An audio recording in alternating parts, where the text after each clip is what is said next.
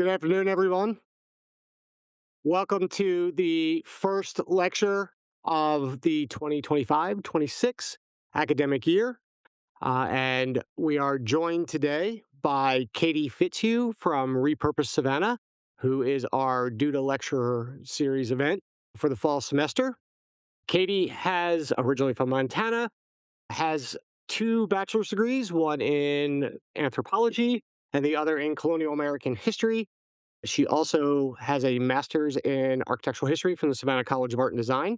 Besides her role in Repurpose Savannah as director of Deconstruction at Repurpose Savannah, she is also an adjunct instructor at Savannah Technical College, where she teaches carpentry and roofing for the historic preservation program there. She's going to talk a whole lot more about herself, and you did not come here to hear me talk. So I am going to turn over the mic to Katie. So please welcome her. Well, I turned it on. Can you all? Oh, there it is. Hi, everybody. How are you? Happy 5 o'clock, and you're still here. Thank you for being here. All right. First and foremost, obviously, thank you so much to the School of Architecture for hosting me. I'm thrilled to come visit Notre Dame and see what great things Indiana has to offer. And thank you, Dr. Hartley, for hosting me and keeping me on schedule. Maybe, but I'm here. I'm here now. So, like they said, my name is Katie. I did grow up in Montana and Washington State. I do like to make sure you all know that because that's where my heart is. Also, my experience out there restoring historic structures is what got me where I am today. That's where I learned all of my hands on education. I restored historic homes with both of my parents, and my dad made sure that I could use every tool just as well as he could. I lost my remote. Okay, Brock. It's every time. Okay, sorry. Will it work? Oh, it was.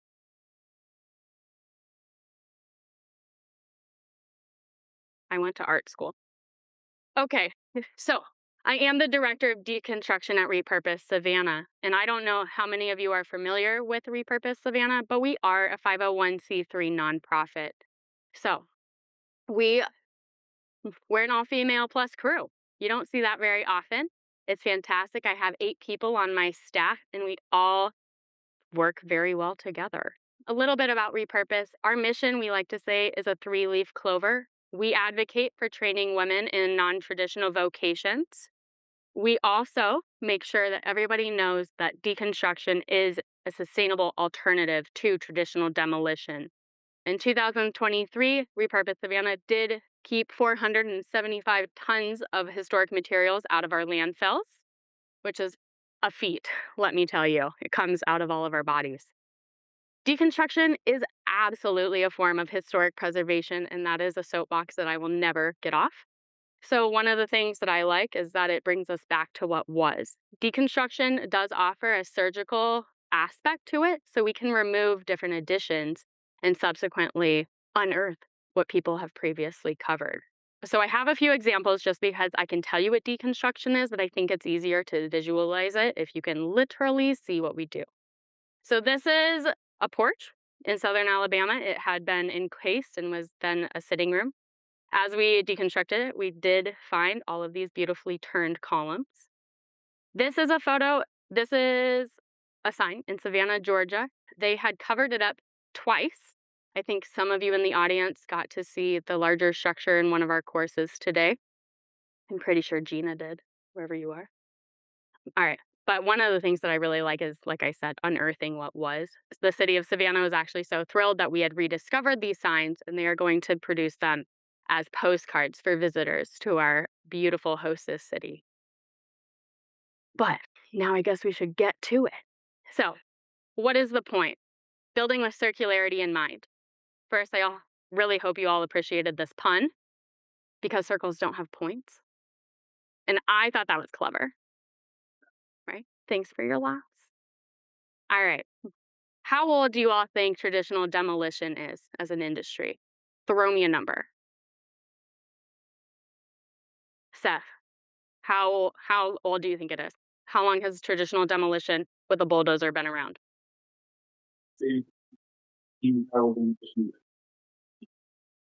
Okay, we did. But demolition, as we know now, is only really gained popularity after World War II. And that's because we started to see modern warfare create new problems that we previously didn't see before. So we have cities that have been decimated and flattened. And unfortunately, we needed the ability to move these materials out of the way so that the people in these communities could get back to a new normal or redevelop their cities and bring back their structures. So, bulldozers. Caterpillar started producing bulldozers. General Eisenhower himself promoted bulldozers and said that without them, the Americans wouldn't have been as successful as they were in the European theater. I mention this because traditional demolition is a wild ride, and it's only about 80 years old, right? Before that, people were deconstructing and reusing their material. So I do have a video for all of you, and it was produced by the City of San Antonio, the Office of Historical Preservation, who passed a deconstruction ordinance in 2022. And this ordinance mandated that historic structures that were 1945 and older could not be demolished. You had to deconstruct it. However, the way that they went about this was brilliant. Supply and demand, we've all heard that. Well, they were going to demand that these structures were deconstructed. However, who is going to do it? You have to make sure that you're going to supply the people with with the companies and the trained contractors who could deconstruct the structures that they were now mandating be deconstructed. So when they did, they produced this video, and it's 2 minutes and 30 seconds about deconstruction and what it can do for your local community. And I thought you would all like to see it. And I hope I'm not off base. So we're going to watch it. This is the story of two homes. They both provide their family shelter and systemic veterans. At the time, some may think the lives of these homes are over. The first house is demolished. Its lumber, windows, doors, bricks, all of it is buried in a landfill and will decay for hundreds of years. This is a waste of more than 41 tons of energy that was used to create the materials that went into the house. That's equivalent to driving your car nearly 93,000 miles, or almost 4 times around the world in greenhouse gas emissions. Construction and demolition waste is the largest source of waste sent to landfills nationally. More than double the household trash we throw out. Wasting building materials on demolition leads to deforestation. It destroys ecosystems and decreases our air quality. In the past decade, demolition of San Antonio has created over 169,000 tons of waste. That's equivalent to over 100,000 hills. But it doesn't have to be this way. Remember the other house? It's on the path for deconstruction, meaning its building materials will be taken apart and reused. Like an organ donor, this home's parts will give new life to other buildings. Its bricks and lumber were used as affordable alternatives to repair a home. Its windows were installed in a bakery. Its beautiful bolt-wood wood is now the flooring in a trendy new restaurant. And with a fresh coat of paint, its front door is now the top of a family's dining room table. It's estimated that reuse, refurbishment, and upcycling generate about 300 jobs for every 10,000 tons of material, meaning that, on average, deconstruction employs 6 times more people than demolition. Deconstruction produces jobs in manufacturing, retail, and building trades, creating a cycle of reuse for building materials. We can protect the future of our older homes and buildings by using materials from their past. This nurtures a healthy environment, continues the legacy of our city's built heritage, and keeps quality materials out of our landfills. San Antonio can lead the way for cities across the world. And it starts with our buildings today. Don't demolish, deconstruct, and reuse. It's the earth-friendly alternative. I hope you all enjoyed it. Thanks. Appreciate it. All right, that's it. Have a great night. Just kidding. Okay, so deconstructing is not new in any means. We know that because I'm fairly certain most of you spend a lot of time in Europe, and we see lots of evidence of historical reuse. For I brought examples. This is one of my favorite examples. This was on one of my archaeological digs just next door to this. This is located in southern France in Lacoste, and SCAD has a campus there. And I don't know if you all can see, but do you see anything that doesn't match the others? That doesn't look like a square stone. This was from an earlier Roman temple, and it's actually a drum of a column. When you are looking at it straight on, you can see that it is fluted, and we do have historical records of the temple that was deconstructed and then subsequently reused in this building. This is one of my favorite examples of reuse, and structurally it stresses me out. All right, so these are absolutely rafters that had been repurposed for studs, and they are in a gable of a 3-story structure. But it's a great example. You can see the bird's mouth, that's a telltale sign of reuse, and the paint, right? So, a little bit about one thing that we do at Repurpose Savannah is we do make sure that everything is heavily documented. We 3D scan every structure before we deconstruct it, so people like you all, students, professors alike, can go in and you can analyze the historic structure that's no longer a piece of our fabric, right? Even though digitally we're able to still interact with these structures, which is crucial part of research and documentation. We do unfortunately lose the ability to physically interact with the structure because it's no longer there. But we can do our best and make sure that everyone still has access to the information. All right, which leads to a circular business model. I know in that video it briefly went over it, but I brought this because most of you are architects, correct? Or at least studying to be architects. Do we have any interior designers? Yes. Lacey. What other? Historic pres. Gina, I know that you're a concentration. Maya. Oh, some I didn't see earlier today, so I don't know your names. All right. So you'll like this. This is you. So once we've harvested the raw materials, one of the aspects that you all can do is sustainably design. Sorry. And with that comes, oh, my bad, production, distribution, consumption, collection, and waste management. Deconstruction is absolutely a massive part of this because we don't have to harvest raw materials. Everything is already in this loop when we are utilizing materials that we already have harvested or extracted from our earth. And I really want to make sure our students know that you guys are one of the driving forces behind sustainability, but also almost mandating what materials people are using in your designs. When you design, are you making room for historic materials that don't match all of the Home Depot dimensions, right? I don't know if you're doing that. It's hard to do. Once our building materials were standardized, we don't have to make exceptions for historic doors that are maybe 34 and 3/4 of an inch wide. It makes it a little bit more difficult, but I'm absolutely confident that all of you can take on this challenge and make sure that we're putting more reclaimed materials back into our everyday life. It might not be clean, it might not be easy, but that's not fun, right? You guys can do it. There's a challenge. Most of what we see, especially for instance, if you're going to Home Depot, because a lot of these materials that you all that are going to build the structures, the brilliant structures that you put time and effort, and I've seen your beautiful drawings, and I would love to see every single one of them produced so I can walk in them. They're going to be standardized. However, the standardization of our materials is very linear. It's a take, make, dispose model. That's not very cool. Our trees don't like that. So, aim for this guy. All right.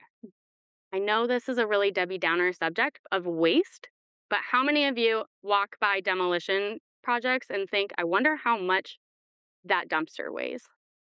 Have any of you ever thought of that? No? Maybe a few of you. Maybe those of you who I've talked to today and yesterday and asked you to do that. All right. So C&D waste is 1/3 of the entire world's waste population. That's something. So that's a lot.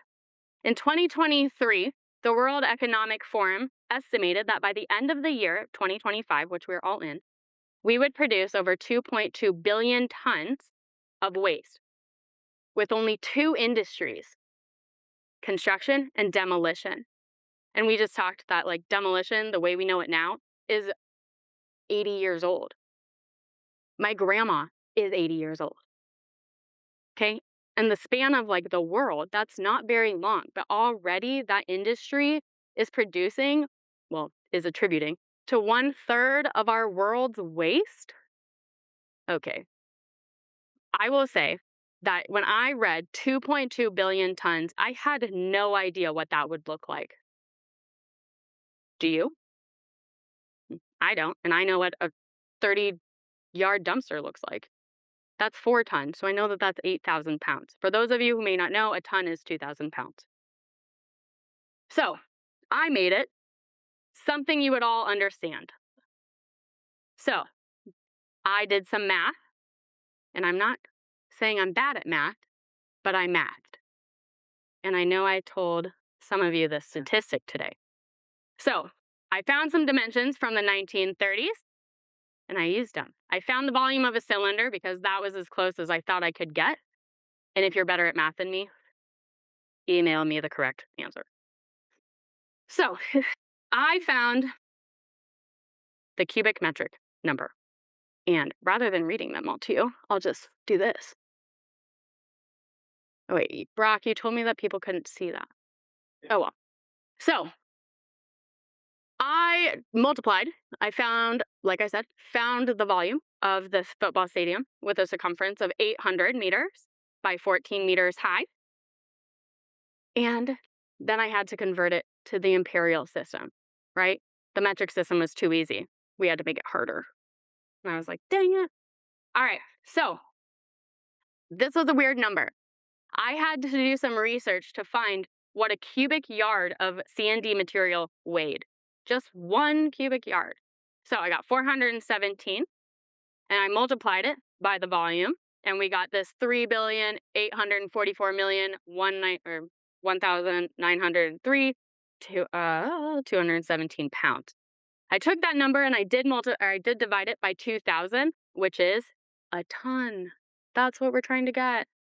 And I discovered that we could, just in case you all wondered, on Saturday when you watched Notre Dame win, you could fill that stadium 1,145 tons with waste produced by 2 industries. Remember that when you're designing your structures. That's a big number. Have you seen your stadium? It's insane. It's huge. I went to the University of Montana. I think it held like 7 cows. 1,145. Let's talk about how maybe we could reduce that. So let's look at building materials. And I know I've been talking about building materials and how we can use them and what they are. And I did bring some examples, which I'm going to pass around, and I think most of you can get from A to B fairly well. But the camera can't pick these up. Ugh. I brought you a modern nominal 4x4 from wood that we are currently harvesting in Georgia. So this is what's called a loblolly pine. It has been altered to grow quickly. This is an antique heart pine piece out of what's called longleaf pine. You will definitely be able to tell the difference. And let me know if you can count the rings in this guy. Well, you can start it. Thank you. Thank you. So the smaller one came with the standardization, so that's nominal. Nominal means it's only a 4x4 in name, not in true measurement. The true is the much larger one. That's actually 4 inches. All right. I'm sure we all see fire buildings and think immediately we need to tear it down. However, I just wanted to show you all some examples of historic materials that we have salvaged and that have been absolutely reused and put back into our communities. This structure did obviously have a fire in it. However, we were able to deconstruct it, and the structural engineer said this material was absolutely still usable, but maybe in a more decorative way than structural. But I like it because you can see how the flames lapped it, and the community on Tybee Island, Georgia, which is where we were on this project, the fire station incorporated this, or they wanted to, something. All right.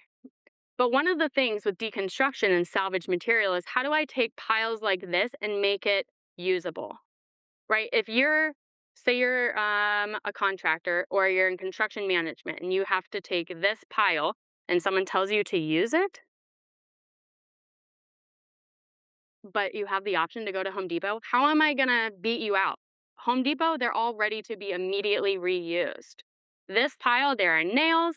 Nothing is the same. It doesn't have clean ends. You can't see the end grain. You don't know what you're getting into.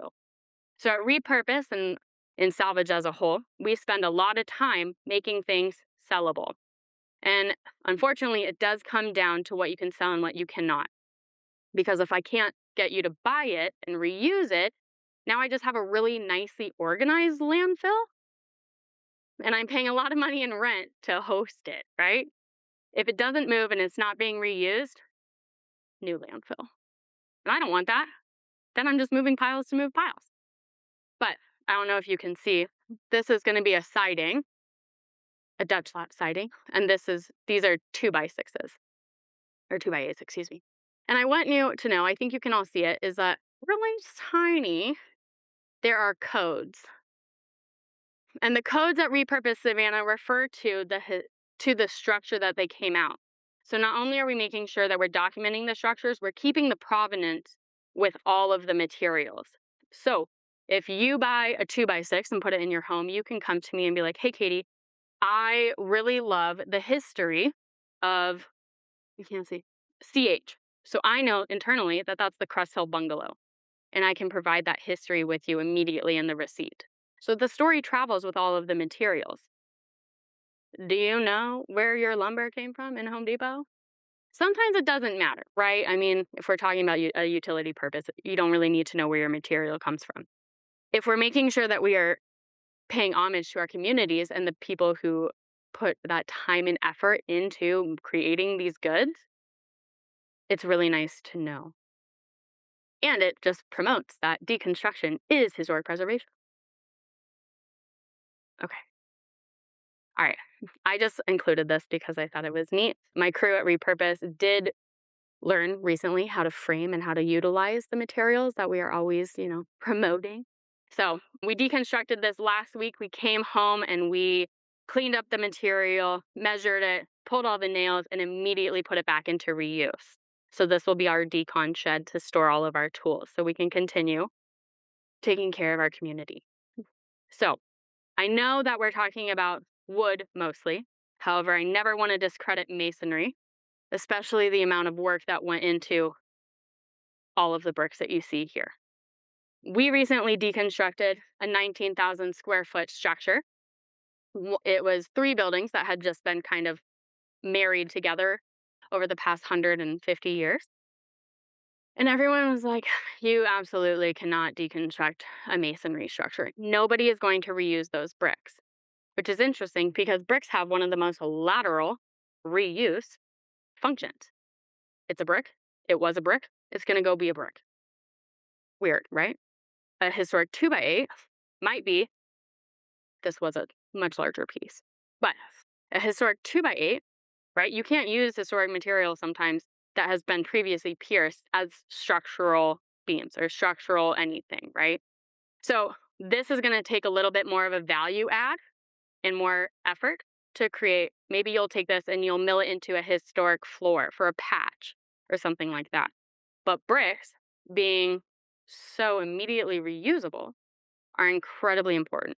The city of Savannah really didn't want us to deconstruct this, and in the long run, because we were able to save 5 semi worth, we filled 5 of these. And there are about 30 pallets on each semi, and each pallet held 480 bricks. I just want you to know that that means we cleaned every brick. And so, roughly multiplying that, it came out to be about 75,000 bricks. And that's just one type. I'm not even telling you about the other bricks that went to live somewhere else. So these bricks were all purchased by one buyer, and they are going down to Brunswick, Georgia, to be built, he's building himself a self-supporting masonry structure out of all of these bricks. And I love this challenge for him. But if I don't touch another brick for at least maybe 1 week, just until my hands recover, it's okay with me. All right. Each one of these bricks is saved individually, correct?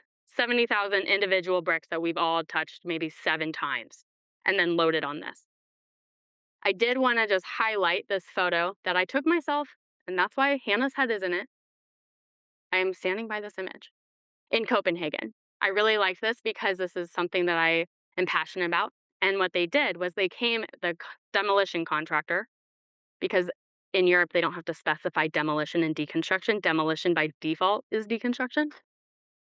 It's a wild ride. But they cut out meter by meter sections of other structures that were being demolished, and then they upcycled it and superimposed it on this structure. This is in the Orsted district, and there's an architecture design firm out there, and they're producing more of these similar structures, making sure that bricks are being constantly reused as much as they can. And one thing that I thought was really interesting that I'd like to share with you, because people make the story, is on the other side where you can't see, just behind this building, is kind of a more drab structure. And one of the families came out as 12 of us are standing outside just gawking over this beautiful structure. And they told us that they were dying to move into it so that they could be excited to come home to a pretty building, to a building that had a story, to materials that used to have a life. And I thought that was really interesting because nobody coaxed them. They didn't know that we were there on a sustainability delegation, and we were absolutely looking to see how they were reusing their materials. They just came out and offered that story to us. So I liked how embedded reuse and the excitement of reuse was within the Danish culture. All right. So let's talk about maybe some building technique that if we changed a little bit, we could advocate for more reused materials in our buildings. So, do you all think currently most people are designing for replacement or repair? Charity? Oh, correct. All right. I'm sure all of you have really beautiful vinyl windows. What happens if someone breaks it? Do you repair it, or do you have to take out the interior trim and the exterior trim and cut out the window and put a whole new window in? Or can you just replace the pane? You have to take it out. I know you all knew where that was going, but I just had to tell you where it was going. All right. So what if our architects, what if our designers, what if our material manufacturers went back to designing for replacement? I have this photo, and I know you can see that the sill beam is incredibly rotted out. And maybe you might not replace this one. I didn't own the building, so it did come fully down and deconstructed. However, all of these materials were reused on the property. All right. I just wanted to show you that while our sill beam here is entirely rotted out, and I just want you to know it felt really crunchy, like it was gross, and it was soaking wet. And it had been covered up for this building was 1830. It was the original kitchen, so it was set off of the original family home. But you can see that the meat of these hand-hewn studs is still in great shape, right? You could easily, there's a lot of work that would go into this, but you could replace this and put these studs back in, and this building would be structurally fine for another 100 and X amount of years. I wanted to show you all this. This structure is a case study in Savannah. This was one of my very first projects that I was a part of. We call it the Workers' Cottage. this area in Savannah is historically where the railroad workers would have spent most of their time, and where all of their cute, we call them worker or railroad houses, these were. So this is on Anderson and East Broad. I don't know if you all know this, but Dr. Hartley used to live in Savannah, and that's how I know him. He used to sit on the board of our parent company called Emergent Structures. All right, back in. So the owner really wanted to save this portion of the structure, and you can see that over time there were two different additions. They were starting to fail, and in Savannah, we have an organization called the Historic Savannah Foundation, which purchases structures that are kind of teetering on being required to be demolished, or in this case, deconstructed. So what we did is our main goal was just to remove these two additions and leave this guy so that it could continue on its life. So I just want to show you what we did. So we took it back, essentially cleaned up the lines, removed the cancerous portion of the structure, and so that the contractors could come in and they're putting in a new addition. But you can see that while we left this wall, and you can see that the sill beam is really taking a toll right here. Subsequently, they decided to just remove the majority of that addition. But I like this because remember the siding from the first photo? Okay, remember it. It's coming back. Oh, right there. So when we removed the siding, we took it off, we cleaned it up, and the owner wanted it to go back on. While some of the siding was not able to be kept, we had to marry it with some other projects, which luckily Deconstruction offers the ability to find like materials and utilize them in restoration projects or rehabilitation projects or historic tax credit projects. We did that on this project. This is what the house looks like today. And the siding went back on these additions. So I like that it was kind of start to finish. It was put on as an addition. We had to remove it, but we cleaned it up. And then it immediately got to go back onto the house. So I like these because deconstruction is not always structural, like a full structural removal. It does offer the surgical aspect that, maybe a backhoe wouldn't. I'm not that good at driving a backhoe, so maybe it can, but don't let me drive it. All right. I did want you all to see that there is an uptick in using lumber. And so if we highlight mass timber, which is an interesting concept in and of itself, we can see that people are making a more conscious effort to design with lumber. And I mentioned mass timber, and I know sometimes that can be a hot button topic. But one thing I've been seeing is mass timber material producers contacting salvage companies because they want to utilize the materials that have been previously extracted from our natural resource. For instance, let's just pretend that somebody called Repurpose Savannah and they said, hey, we want to start producing LVLs for mass timber structures, but we want to use your wood. Sold. Like, let's use the materials that we already have access to, that our forebears have already put time, effort, money, resources into. Why would we reinvent the wheel if somebody has already done it for us? We don't have to. So, and I don't pretend to be a specialist in mass timber architecture, so don't ever tell someone I said I was. But, I don't even have it. I did want to highlight something really cool that I've discovered at Notre Dame. And Professor Carey over in ID, or industrial design, is trying to create, an alternative to traditional MDF. And he's using hay and a soybean glue. And I was amazed. I thought it was the neatest thing because MDF, is sawdust and glue. And if it gets wet, guess what I can't salvage? MDF. If you shoot too many nails through it and I have to pry, guess what I can't salvage? MDF. So if there is a different form that maybe was a little bit more sturdy, which we'll find out because I know you two are working together for the durability aspect of this new man-made hay MDF. Let's call it HDF.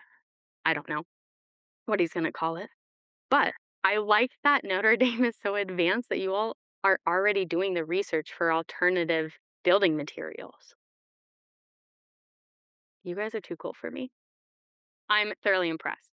But also, in building techniques, it's not really a technique, but it's really important to what we do, is training more people who can deconstruct and who can provide the community with reusable materials. Now, I have to say, as a massive caveat, I am not promoting the erasing of historic structures or any structure. And I say historic structure because that's our specialty at Repurpose. So that just is a natural word that I throw in. We need to be salvaging the structures that people are trying to demolish. Now, don't go out here and just tell me we need to deconstruct and salvage every building that you walk by. That's not the point. However, if a building is going to be destroyed and demolished, why would we not make the effort to salvage the materials about?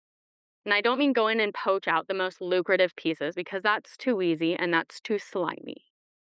That's not what we're trying to do. We're trying to bring honor and respect to these historic structures before we throw them in the landfill because we don't want to throw them in the landfill. So we're going to take them out and salvage them and put them back into our communities and make sure that your neighbor can fix maybe her ailing porch so that she doesn't have a code enforcement infraction, right?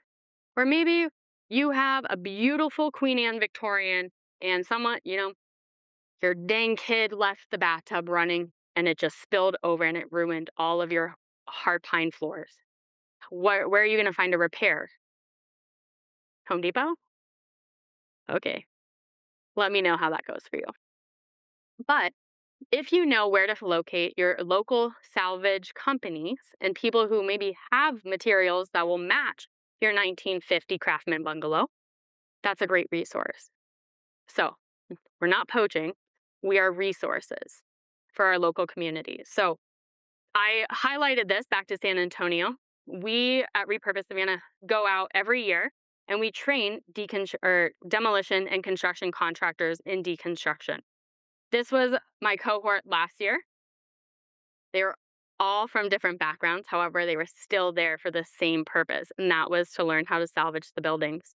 San Antonio was losing roughly 600 structures a year before this deconstruction ordinance. I'm not exactly sure what the diversion rate is at this point, but I will be back in 2 weeks, so maybe I'll ask them then. All right. This is what you all can do. This is your call to action that every presentation has, right? I want you all to make sure that you're designing with intent. I'm sure it doesn't really matter, you as architect, if you know where your materials are coming from, feel free to ask. Maybe more people need to be asking that, right? So I'm sure you can all read these, but I just learned that you guys have a local resource, and it's South Bend Trade Works. Who's been there? Okay, so take a poll, carpool, go check it out. I'm trying to get over there tomorrow. By the way, I'm trying to go over there tomorrow. Al said he'd take me. Thanks, Al. All right. And then one thing that I think we overlook quite often is the chance to change legislation. Do you have a deconstruction ordinance? No. But can you? Yes. We in Savannah are working towards one right now, which is interesting because Savannah, Georgia does not have a deconstruction ordinance, but it's renowned for its effort in historic preservation. But we're really happy to throw our historic materials in the landfill. Interesting. But things don't change overnight, and they can't change with just one person. So get involved. That's the main thing you can do is you can get involved. You can meet your local council members. You can meet people who are interested in sustainability. I mean, I'm pretty sure you all have a sustainability program or at least a concentration, correct? All right, great. That's a great start right there. Let's talk to those students. Let's see what people are doing. Let's see what is all in your brains that we can extract and show to our local legislators. There we go. But every city is different. And some cities, Unfortunately, historic preservation is not at the forefront of their mentality and not at the forefront of their urban fabric. However, I'm pretty sure it sounds like, from what I've seen and what I've heard, South Bend has a pretty robust effort in historic preservation. That was a very subjective statement, evidently, based on the looks on all of your faces. Change it. Let's put more of an effort in historic preservation and bringing back our vital downtowns. Urban sprawl is cool. I mean, that's where Hobby Lobby is, and that's where we can all buy our yarn. But why can't there be a yarn store in a historic bank downtown? Right? There are so many options. We just need to explore them. We need to put time and energy into it. And we really need to make sure that we are working together. Right? That's what I like. Community. It's important. Drives what we do. I have a question about cost. Like overall, is there a cost difference between using partial repurposed materials, entirely none? And if so, how does that work? Because it's also, if you're using the same materials on the same house, it might be lower cost. But have you also observed that people care about the cost, or are there certain people that that's not important to? So, what's that whole world like? Yeah, absolutely. So cost is a huge driver of people using and not using historic material, right? So, oh, such a loaded question and I love it. You can easily go to Home Depot, correct? And they have QR codes. Every single 2 by 4 is going to be the exact same 2 by 4, right? So, one thing dimensionally, I mean, like if you're going to buy a 2 by 4, it's going to be a 2 by 4 by 8 or a 2 by 4 by 16 or a 2 by 4 by 12. And every single thing is going to be like that. In in the reclamation world, not every single stick is going to be the same dimension. So when we process it, and I say we, I'm talking about like my experience and what my crew does. I cannot speak on a national level, but I can tell you that we try and save everything that we can. So every piece is individually culled out. So with that, we have to figure out how to price that so that it's attainable to, or not attainable. So it relates to every single piece of material in that bundle. So really fast, we're gonna do some clicking. Sorry. Okay. You can see that every single piece right here is flat and it's all justified, but the other side is like this. They're all different sizes. That was a weird noise. Cost, I always say sometimes, well, I say this. Reclaimed materials can be more costly because the immediate labor to deconstruct them. So not only is there labor to extract them from the historic structure, I then have to drive them to Repurpose Savannah or my lumberyard, wherever they're going. And then I have to process them. So I have labor on two sides, right? I have labor in the decon and I have labor on the processing side. So how do I cover that in all of those? This our retail portion kind of subsidizes that. But a lot of people price is important. And we don't want to price out our materials. Why? Because everybody should have access to our community materials, right? If Joe if Dr. Hartley over here lives in a $3,800 mansion, and then I'm over here living as like a legacy resident, and my house is in disrepair, and I don't have, I'm strapped for cash, but I need building materials, and I can't afford Home Depot. But this is in my backyard. I want to make sure that I'm not having a price point that doesn't make it accessible to everybody. There's been a there's a well, in the past historic materials and preservation has maybe been thought of as an elite option, right? Because they were more expensive. So people aren't catering to the entire community, they're catering to one audience, and that's not fair to your community. So we do I'm not answering your question because I don't have like a really solid like Dr. Hartley can buy this, but Katie can't. I don't have that. We really try to meet people in the middle. But there are times where this material, because you want certain value adds, are going to be more expensive because now we have shop time. Now we have to mill it down because you want a floor, and these are all 2 by 8. So not only am I selling you the 2 by 8, but now I also have to sell you the labor.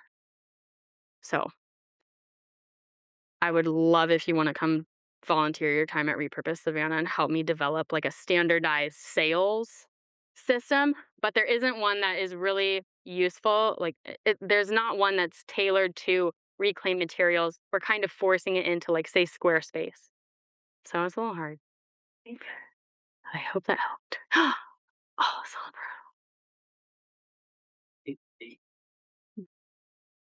Hey, Katie, I want to ask you a similar question. Oh, great. Yeah. Because I did so good on the last one. So, how does deconstruction compare financially to demolition? Because I imagine from what you just said that deconstructing is more expensive than Mm. demolishing, but then you make money out of the material. So, how is this working for you guys? Yeah, and that's just our business model. I will say that we have a really small crew, but in the video, but also what we always say is deconstruction is 6 times more expensive. And that's not a real number. We just say that because I have 6 humans that I have to pay, and like demolition has 1 operator and a machine. And if you outright own that machine, then your overhead is significantly lower. My overhead is incredibly high because I have 6 people. I have vehicles. I have to move the materials, and I have subcontractors and things like that. So it can be more expensive. One aspect that Repurpose has gone through and done is because we're a nonprofit, this acts as a material donation. So our clients are able to claim a tax deduction on the other side. So sometimes it comes out in the wash, sometimes they come out ahead, and sometimes we lose in the delta. I always say my estimates are truly estimates, and I will work tooth and nail to make sure that it's accessible for whomever is asking. Sometimes it doesn't work out, and sometimes it's too expensive, or sometimes they want me to deconstruct a 20,000 square foot building in 4 weeks with 6 people. Maybe if I don't sleep for 8 years, we could do that. But this works when I'm here, but not if I'm over there. It can be expensive. However, because there is a lack of standardization in deconstruction, there's a lot of wiggle room. So again, I don't have a hard and fast number because this industry is still I say it's new after I told you it's like the most ancient building practice that we have on Earth. However, it's really been revitalized. Like it fell dormant for quite some time because traditional demolition and I say traditional, I mean demolition as we know it with backhoes and things like that really came to the forefront because it's cheap, dirty, and quick. And we like cheap, dirty, and quick. Deconstruction really pushes that envelope because we're kind of, we're expensive, we're slow, but we're excessively clean, right? I'm like, no toxic lead dust cloud. Our asbestos is always abated. And when we find new asbestos, we re-abate it. But if you abate your asbestos and then you crush it, but there's secret asbestos under 2 other layers of laminate floor that when you tested didn't come back as asbestos, guess what? You're crushing asbestos. So we're cleaner. But yeah, it's more expensive. So it comes with changing the minds of people, right? And changing the minds of the communities around.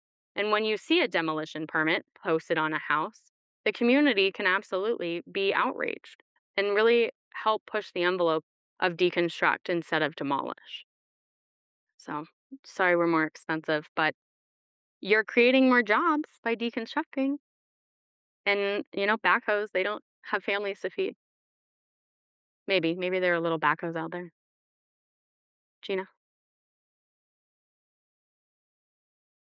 I have a two-part question. I like it.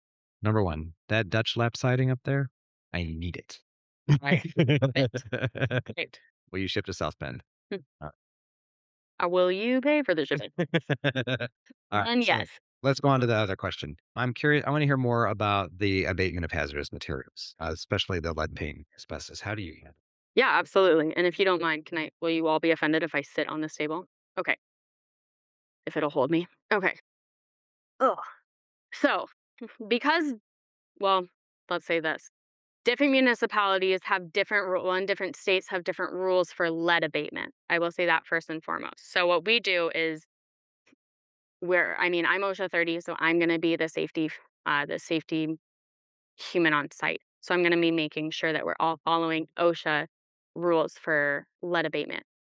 And because deconstruction has less there's less disruption of the materials, right? Like we're prying against the wood to wood behind it. So we're not having such big pieces of lead just crumbling into our dirt and things like that. And lead abatement is really it's not scary. It doesn't have to be scary. We need more education on what that could look like. But really, you can safely work with lead-based materials if you're practicing basic hygiene. Like OSHA promotes washing your hands. Don't eat or drink next to where you're working. Make sure you don't have straws because dust particles can get there. All of my crew have P100 rated masks. We only work in incredibly ventilated areas. If we are working on it, not on a job site and back at our warehouse, we do have HEPA rated filter, like vacuum filters that we can make sure that we clean up our materials. And if needed, we do bring them to site just to make sure that we're not leaving our community worse off than we found it. As far as asbestos goes, I am a big advocate for paying people who know what they're doing. I'm not going to go be like, hey, I can totally abate your house. In this, my understanding, and I could be wrong, and I know that this is like going to be put on YouTube, so I don't want someone to yell at me. My understanding is if you are a Georgia home resident and you are able to abate your own asbestos, that should stress you all out. But you are legally allowed to. I will not abate your asbestos. However, I work with some really fantastic company, EAS America, and they're both like ES America abatement, one out of Atlanta and one out of Charleston. They both do fantastic jobs. I've never had a problem yet. And if I have a problem, then I change abatement companies because that's not why we're here. We want to make sure that we're taking care of our communities, but also the neighbors. So when I was analyzing hazardous material abatement, one of the national stats is when you crush, say, a 12,000 square foot home and it maybe has lead in it, that dust cloud, and I'm sure you've driven by and people are standing out there like this, just holding a hose. Cool. It does, I would argue it does nothing. I know it does something, but we're not going to pick it apart. The dust cloud is like 400 square feet around your project. So you can impact up to 4 structures on any side with your dust cloud. So that one hose isn't going to get you very far. And where does the water go? Where is it going to go with all of those lead particles in it? Down your drains? All in the soil? Who plays in the soil? Little kids, animals, things like that. So if we can work with the lead in place as best as possible and really eliminate the chances of dust clouds, that's what we're going to do. So do it safely, P100 or more. That's your respirator. And then pay people who can abate asbestos. It's worth the money in the long run. Asbestos is linked to over like 75 types of cancer. Also, fun fact, if you smoke cigarettes and you work with asbestos, you're 90 times more likely to suffer apoptosis in your life.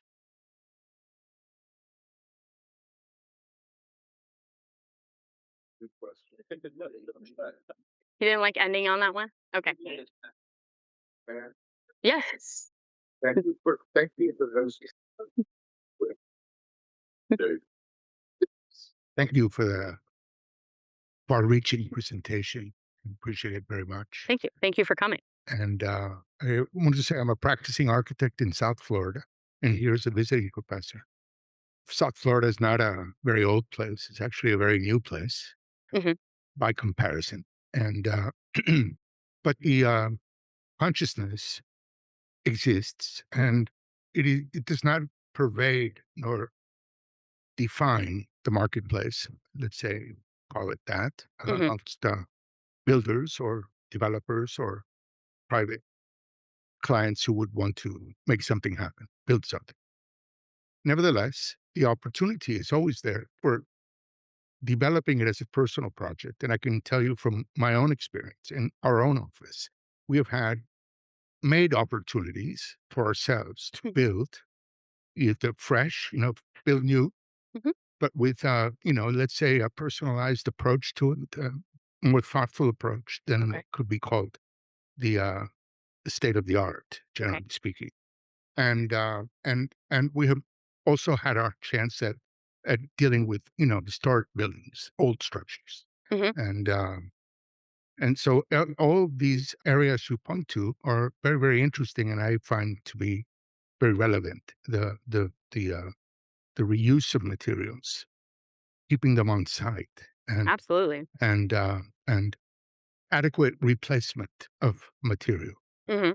which we have there in South Florida been able to reach up to just south of the Lake Okeechobee. There is a place called Micanopy that has very, very, very good material suppliers that work to repurpose building parts that have come out, and one can purchase and have deliveries Oh, of great. old growth pine floors and things Mhm. like this that are hard to find now because the Dade County pine, the local pine, which Oh, is I very, know. very resilient, is almost extinct now. Correct. So in any case, so these are all very, very interesting. And the one word of encouragement I would say is that as by educating ourselves as architects, Mhm. we can become positioned to help others who might have the wherewithal to do it, but not the knowledge, So it is indeed a question that reaches far beyond money, it's about the environment, all these things that you have presented well, and concerns that we as architects may share. Mhm. But it's a specialty. It's not, Home Depot is not a specialty shop. Correct. It is quite the opposite. Right. And so one has to search out the specialty shops and the specialty builders, if you will, to be Mhm. able to engage it and then develop one's own, through experience, develop one's own knowledge and be able to then, offer it to to individuals who might need the help. Correct. And I would like to say, I hope, I mean, you're concerned that, one is very specialized and Home Depot is not. I would say currently, Okay. as we, I mean, the more conversations we have and the larger the drive for reclaimed, bless you, reclaimed materials grow and material hubs and material innovation centers. And if we can make them more commonplace, then I would like to think when you go to visit historic or salvage lumber, or if whenever you're looking for something, you have access to it. I mean, my dream in life would be to, have a historic Home Depot right next door and Right. compete. Right. But we're not there yet. And I will say it's because this industry is still so infant, for lack of a better word, that I would like to think that these types of conversations are going to drive more of them to pop up.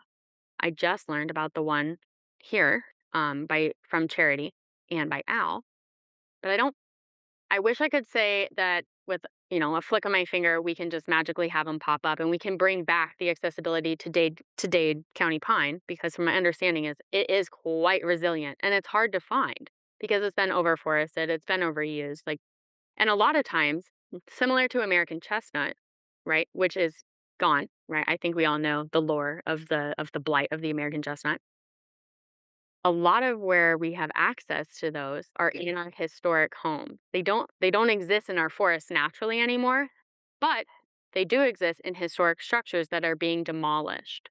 So not only are we losing that resource once, with the blight of the American chestnut, but by throwing away the structure that it resides in, we are now super shooting ourselves in the foot because we've now thrown that material away twice, essentially. So I really, and I will say, one of the things that could help drive making our reclamation yards and the deconstruction practice as a whole more commonplace is if architects, you guys, and designers and people who are responsible for our structures put fight for it. Your designs, I mean, you have the ability to go in and just be like, all right, everything is 16 on center. And I'm not going to fight that. That's code, right? However, can you make exceptions? Can you find historic windows that are the same all across the board? Because I know that one of the hardest things is making modern code fit historic buildings. We're designing and then forcing our historic materials to match, and then when they don't, we give up because it's hard or it's complicated and people don't want to spend the extra time, money, and stress. But what if we're designing for the historic materials? Then you're not forcing them into your design, you're designing with them. Then no one's going to make you redesign. I mean, no one's going to make you redesign. Someone will make you redesign. But then you're not fighting to force the materials to fit you. You are fitting what already exists. Very good. Thank you. Of course, anytime. I have one more question. Yeah, so Hit it, Matthew. my You're the question, elevator. my question has to do with like urbanism and community. So, is there an example, speaking anecdotally, about a certain material that maybe a community found like particularly like I have in my hometown, like there'll be like a neon sign that was renovated and people love it because like this was a symbol of the community. Like is in your experience, has there been something like that that kind of has been a little bit of a statement piece for not just a particular owner, but a neighborhood? You know what I'm going to say. Have you ever heard of Savannah Gray Brick? No. Okay, so it's not a neighborhood, it's Savannah. Historically, this brick was produced by one plantation for not a very long period of time, and it's all of the bricks are made out of Savannah River clay. That could be, you might have to fill me in on the facts a little bit. But so early in Savannah's founding, right? Uh, we're an English colony, and in London, a lot of the historic structures are going to be what? Limestone, but they're large scale stones. Well, they're small, large stones. But in Savannah, for some reason, where you got your bricks was very important to people. And red brick, because you had to have it imported in the early colonial period, red brick was worth more than our purple, discolored, mismatched, like not consistent sized bricks. So people would build these beautiful self-supporting masonry structures downtown. And have you been to Savannah? Yes, I have. Okay, so downtown, like on all the squares, they're like 3-story, beautiful row houses, things like that, but they look like they're large scale stones. They're Savannah Grays underneath. So what people would do is they would pay for the cheaper brick, the Savannah Grays, the local option, and then they would have master plasters go in and they would cover it and make it look like they could afford large scale, like stone, like this. It looks like this, but it's plaster, and it covered them up. Now, it's very important to Savannah's culture to remember the people who to remember the enslaved peoples who were producing these bricks on a massive scale. And so people are now showing that their structures are Savannah Grays and paying homage to those who came before. So, in my world, Savannah Gray bricks. I do know that at the top end of the market, people have sold them for $12 a brick, which is outlandish, if you ask me, and I think really inaccessible to a very significant building material local to Savannah. But we retail them for $4. Hmm. I love your question. Where are you from, if you mind me ask? I'm from Columbia, Tennessee. Oh. It's where the Hannah Montana movie was filmed. Well, if it makes you feel better, I'm from Montana, which is her last name. Thank you all. Of course. And thank you all for being here. It was a true pleasure. Notre Dame is beautiful, and I'm honored to have now been and experienced Rudy in his stomping grounds. I only referenced that once. It's fine. And if you all have questions, please feel free to email me. I will say, I'm bad at email, so I will get to it. But if you are worried, you can call and leave me a voicemail, and I will absolutely call you back. And I might be the only 31-year-old adult who will do that. I love voicemails. Leave them to me all the time. All right. Well, we'd like to thank Katie for coming all the way up from Savannah for her presentation and all the time she spent with the students over the last 2 days. Just a reminder, our next speaker series event will be next Wednesday, and we'll be keeping on with the Savannah theme with Christian Sotil from Sotil and Sotil Architects, and he will be presenting. His title is A New Humanism. So 5:15 here next Wednesday. So thank you all for coming. Have a good night. And one of you have those blocks? They've done the front. One. Okay, this. Okay. Thank you. A little bit of a I know I disappeared. Oh, look, almost right on time.